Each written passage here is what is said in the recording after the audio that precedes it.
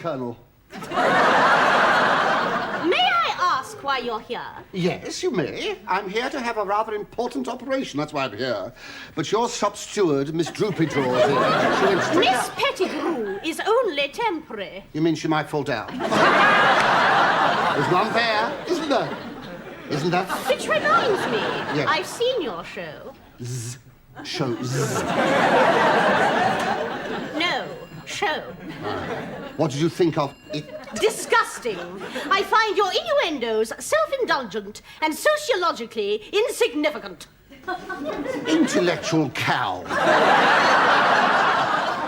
Look, Mrs. Miss. It's understandable, isn't it? Yes. Look, whoever you are, sir or madam, I don't intend to stay here to be insulted. The exit is there on your left. Indeed it is. And I shall take it as rapidly as possible. Thank you and good morning. Yes. Oh, look! Pinky and Perky. Well, this puts a different complexion on things entirely. Yes. Excuse me, matron. Is Miss Pettigrew here? No, she's still resting, nurse, after trying to deal with this Mr. Howard here. Oh. You may show him out, please. Thank you, matron. Yes, I'd be glad to. This Oh, way. no, please, no, look, let's not be hasty after all. I mean, Pax, Phoenites? I've nothing to hold against this young lady here. Yet. Mr. Howard, are you prepared to enter Ward 6 or are you not? Well, are you? Well, are you?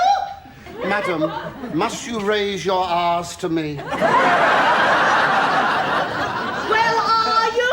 Yes, I am! Right! Good. Well, you'll hurt yourself if you go up high like that. Show him into Ward 6, please, nurse. Yes, matron. And straight into bed with him, mind. Yes, Oh, matron. Mr. Howard, you are asking for it. Oh, no, you offer it. You said no. Will you please leave? Yes, I'm sorry. What cell are we in? The unforgettable Frankie Howerd. A life lived out loud. Francis Athelstan Howard, better known as Frankie Howerd, was a comedic force of nature whose career spanned several decades and irrevocably shaped British humour. His unique brand of camp, innuendo-laden, and often self-deprecating comedy transcended generations, leaving a legacy that continues to be celebrated and imitated today. However, beneath the flamboyant exterior and the seemingly effortless comedic timing lay a complex and often tragic individual whose private life was a stark contrast to the public persona he so meticulously crafted.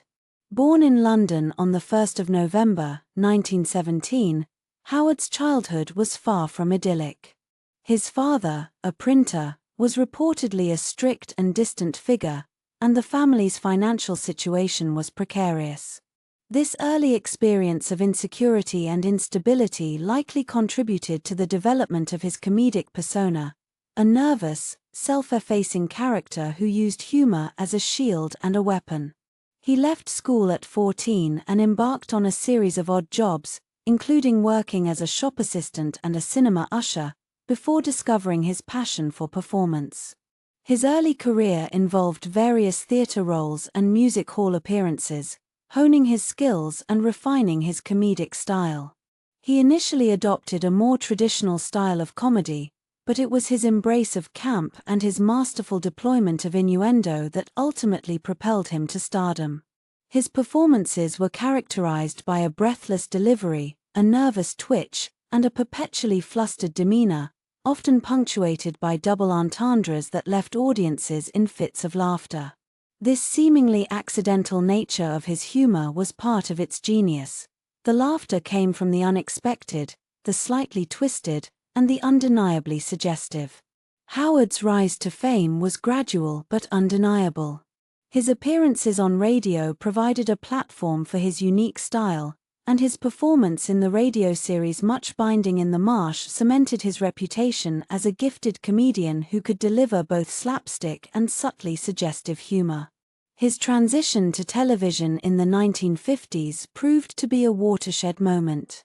He starred in numerous variety shows and sitcoms, showcasing his talent for improvisation and his ability to connect with audiences on a personal level.